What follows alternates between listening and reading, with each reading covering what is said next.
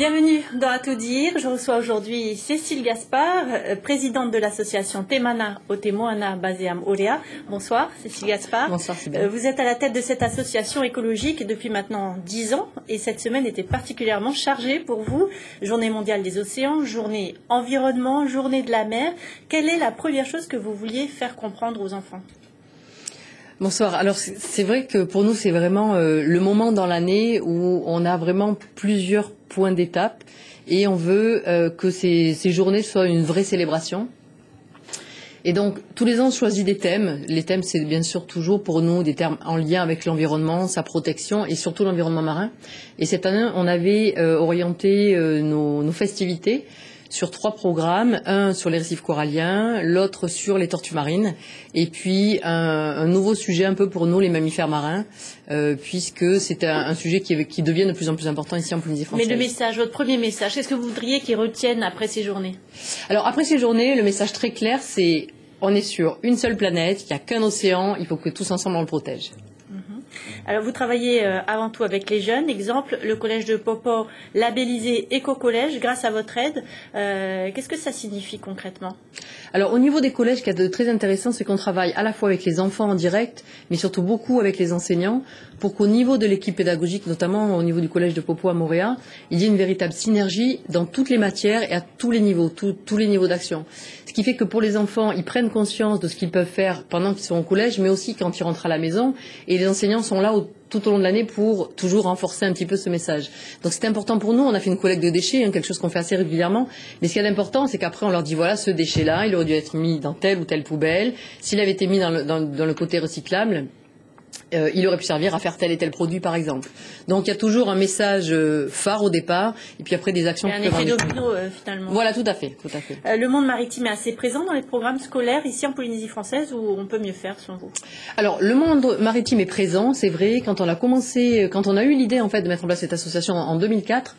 L'idée principale, c'était de pouvoir travailler ensemble pour regrouper des supports d'éducation et avoir à la fois une photothèque, une vidéothèque, des supports de communication ciblés sur les problématiques polynésiennes. Et les enseignants, notamment du primaire qui nous contactaient, nous disaient est-ce que vous n'auriez pas des supports sur tel et tel sujet ? Et finalement, on se dit alors il y en a quand même beaucoup avec le CTRDP, mais finalement on a réussi à compléter en travaillant sur des thématiques plus précises. Et c'est vrai que maintenant c'est bien ancré à la fois dans le système primaire et secondaire. Parce que c'est un formidable outil pédagogique, la mer. On peut faire des sorties en voile, oui, voilà. Manger. Est-ce que ça devrait pas être plus présent dans le système ? Alors je trouve que c'est déjà bien présent. Là où on est assez surpris, en fait, on se rend compte que les enfants connaissent le lagon principalement, mais pas toujours ce qui vit dedans. Par exemple, que le corail est un animal, en général, ils sont quand même très surpris. Donc le fait de pouvoir faire des programmes structurés et ensuite les amener avec un guide par petits groupes, leur montrer comment ça se passe sous l'eau, c'est très important. Parce qu'il y a un jardin à Moorea voilà, tout à fait. Qui a été conçu dans ce sens. Voilà, on a conçu un jardin corallien spécialement avec un parcours. Des travaux pratiques. Voilà, c'est des travaux pratiques, oui, tout à fait. Cécile Gaspard, parmi vos partenaires, la Fondation Total, la brasserie de Tahiti ou encore le groupe hôtelier TBSA, est-ce que ça ne casse pas votre image d'association écologique ? Alors non, je ne crois pas du tout. Nous, ce que l'on veut vraiment, c'est véhiculer ce message qui est d'essayer de mieux comprendre comment la planète fonctionne et comment on peut arriver à vivre en meilleure symbiose avec cette planète. Bon, c'est un peu tard, parce qu'on a déjà fait énormément de dégâts malheureusement, mais toutes ces entreprises privées qui nous soutiennent, elles ont chacune leur thématique et leur zone d'activité, il est évident. Un grand groupe pétrolier Voilà, un grand groupe pétrolier, mais on ne peut pas vivre sans, on utilise tous du pétrole chaque jour. Notre idée, c'est, on est très reconnaissant de ce soutien, parce qu'on n'arrive pas à travailler sans soutien financier, mais notre message, c'est essayons de vivre avec moins. Essayons de vivre comme on vivait avant. Alors on ne va pas dire, c'est pas un retour en arrière, mais essayons d'être un peu plus raisonnable sur notre utilisation et essayons de trouver des technologies innovantes et bien sûr plus durables. Alors par rapport aux autres associations locales, vous avez de nombreux partenaires nationaux et internationaux. En quoi ça change la donne ?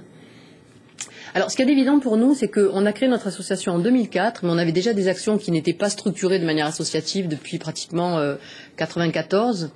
Et le fait de se constituer en association, déjà, ça donne une crédibilité, ça nous permet d'avoir un véritable bureau pour travailler et être reconnu, obtenir une reconnaissance d'intérêt général qui est importante pour nous.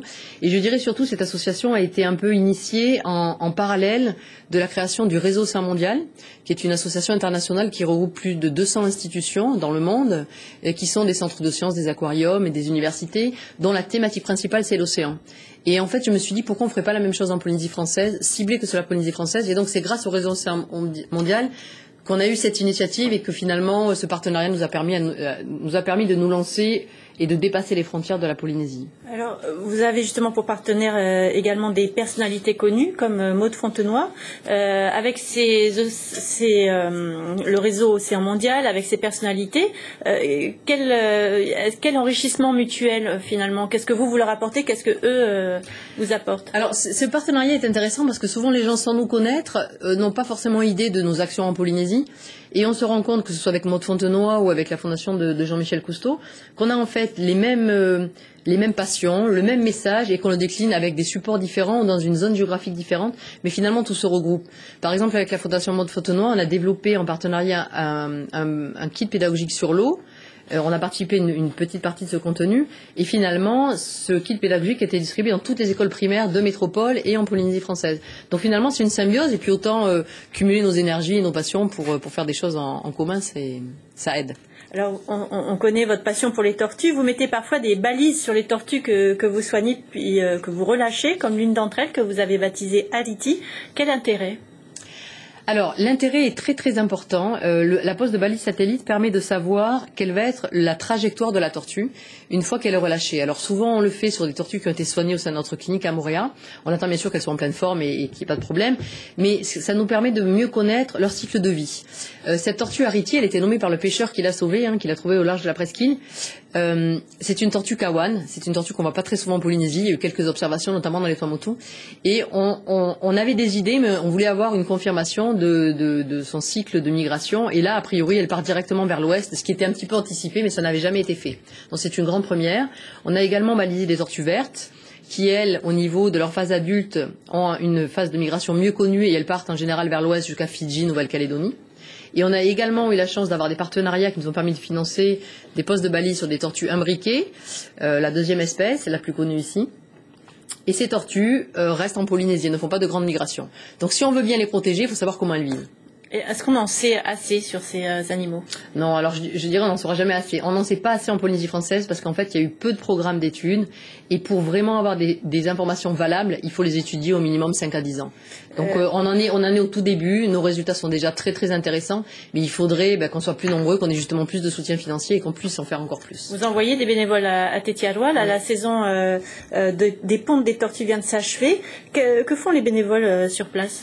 Alors, les bénévoles sur place, que ce soit sur Tetiaroa ou d'autres îles, ils ont un travail quand même qui est assez fastidieux et assez structuré, puisqu'ils vont arpenter, marcher sur toutes les plages à la recherche des traces. Et une fois qu'ils trouvent une trace de femelle, donc qui est montée pour creuser son nid et redescendre, ils prennent toute une série de paramètres très très précis, remplissent des tableaux, donc la largeur, la hauteur, etc.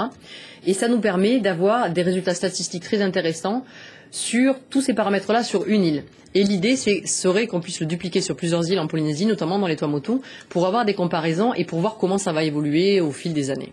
À Tetiaroa, comment se porte l'île? Parce que vous êtes aussi présidente d'une association pour Tetiaroa. Il y a moins de poissons, vous disiez. Voilà. Alors sur Tetiaroa, ce qui est intéressant, c'est que c'est un atoll dont les terres sont privées, qui n'a jamais été protégé. On parle souvent de la réserve ornithologique ou l'île aux oiseaux. C'est plus un concept, mais ce n'est pas protégé en fait pour l'instant. Et l'idée, c'est de voir comment ça a évolué. Alors de mémoire de pêcheurs, c'est vrai que l'atoll se dépeuple un petit peu en poissons, l'intérieur de l'atoll. Il y a des zones qui sont encore très préservées, il y a des zones qui le sont beaucoup moins. Ce que l'on voudrait, c'est pouvoir mettre en place un véritable plan de gestion, comme on fait sur d'autres îles, avec le partenariat bien sûr de la commune d'Aroué, de Tetiaroa Society, qui est donc cette fondation américaine qui a été mise en place spécialement pour ça, et nous de venir en soutien en fonction des thématiques que l'on connaît bien. Qu'est-ce que vous pensez justement des PGEM qui existent à Whakarawai, à Moorea? C'est un bon compromis ou ça mérite encore Alors, les PGEM, ces plans de gestion de l'espace maritime, c'est assez innovant. Le tout premier donc a été mis en place en 2004 à Moorea. Je pense que ce sont des très bons produits qui ont été développés avec vraiment une très forte concertation pendant de longues années avec toutes les parties prenantes. Ce qui est un peu difficile, je pense, maintenant c'est bien connu, hein, la population le connaît, nous on fait des programmes pédagogiques spécialement dans les écoles. Je pense que ce qui devient un peu difficile, c'est de ne pas avoir forcément sur le lagon des gens régulièrement qui sont là pour expliquer et éventuellement verbaliser. Là encore, manque de moyens. Voilà, voilà. Alors, il existe aussi depuis peu un observatoire des cétacés aussi en Polynésie. Les baleines à bosse sont déjà présentes là en ce moment à Tututu aux Australes. Qu'est-ce qu'on peut faire de plus, à part les observateurs parfois un peu maladroits? Qu'est-ce que les cétacés risquent ici? Alors, par rapport aux tortues marines, il est évident que les cétacés en Polynésie, quand ils viennent, ils n'ont pas de risque majeur. Il n'y a pas de pollution très importante, ils ne sont pas pris dans les filets en général, ils ne sont pas pêchés spécialement, volontairement, ils sont plutôt tranquilles. Par contre, il faut continuer à les étudier pour bien comprendre les populations, et notamment au niveau des baleines à bosse, mieux comprendre comment elles se déplacent et comment elles vont migrer, puisqu'elles repartent en Antarctique. Ça, c'est le premier point. Et le deuxième, c'est que c'est un atout très fort pour la Polynésie, notamment en termes de tourisme, puisque leur fréquentation est régulière, puisqu'elles viennent quand même de manière assez abondante, elles sont nombreuses. Il faut que ce tourisme soit bien structuré pour éviter les perturber et que les touristes aient vraiment un programme de qualité et qu'ils reviennent de cette expérience avec beaucoup de connaissances et une approche très très... Donc, former les prestataires. Tout à fait, voilà. Ce que vous avez d'ailleurs fait avec la délégation de l'environnement. Voilà, alors donc, la direction de l'environnement a mis en place une formation et nous on vient un peu en soutien, on essaie de développer des supports de communication et d'être présent un peu sur les bateaux pour les aider. Alors je voudrais profiter de votre présence pour parler un peu de votre parcours personnel. Vous êtes docteur en écologie marine, docteur vétérinaire. Comment est née votre passion pour les animaux marins? Alors c'est une bonne question. Ma passion, je crois, depuis toute petite, c'est plus comprendre la vie, comprendre comment se développer la vie, vraiment la biologie au sens propre. Quand j'étais en lycée, je voulais vraiment être vétérinaire par rapport à ça. Et ma passion première, c'était les chevaux, en fait. C'était pas du tout dans la mer. Et puis quand j'ai commencé mes études vétérinaires, j'ai vraiment eu une passion très très importante pour les mammifères marins et essayer de savoir comment ils arrivaient à vivre de manière aussi symbiotique avec l'océan et comment ils arrivaient à plonger de manière si profonde par rapport à l'homme. Alors c'était à l'époque du Grand Bleu, ça fait un peu sourire mais c'est vrai. 88. Voilà c'est ça. Et donc j'ai commencé à développer mon sujet. On voulait comprendre pourquoi eux ils pouvaient aller si profond, fréquemment sans avoir d'accident. À soigner c'est pas évident, c'est différent. Voilà, alors à soigner c'est différent. Ce sont quand même des mammifères hein, malgré tout. Donc il y a quand même une grande similitude avec les soins vétérinaires classiques chiens et chats. Par contre j'ai eu cette grande chance, c'est surtout de rencontrer des gens qui m'ont permis d'aller faire des stages et de rencontrer des personnalités importantes. Et puis surtout, mon message aussi pour les jeunes, c'est quand on a une passion, il faut y aller à fond, quoi. Il faut pas se décourager. Rapidement, Cécile Gaspard, pour conclure, qu'est-ce qu'on peut vous souhaiter à l'association? Rapidement. Globalement, ce que j'aimerais, c'est que cette association qui va bientôt avoir 10 ans puisse continuer, qu'on continue à développer des partenariats locaux, c'est très important. Je pense que la Polynésie française, c'est un lieu magique pour ça, pour la protection de la biodiversité. Valoriser toutes ces richesses par rapport à un tourisme de qualité, un vrai tourisme écologique. Et puis continuer, je dirais, nos programmes de recherche parce que c'est très très important ici avec le soutien à la fois du territoire et de nos partenaires internationaux. Merci beaucoup Cécile Gaspard d'avoir accepté de partager votre passion de la mer avec nous. C'est ainsi que se termine ce numéro d'À tout dire. Merci pour votre fidélité. À très bientôt.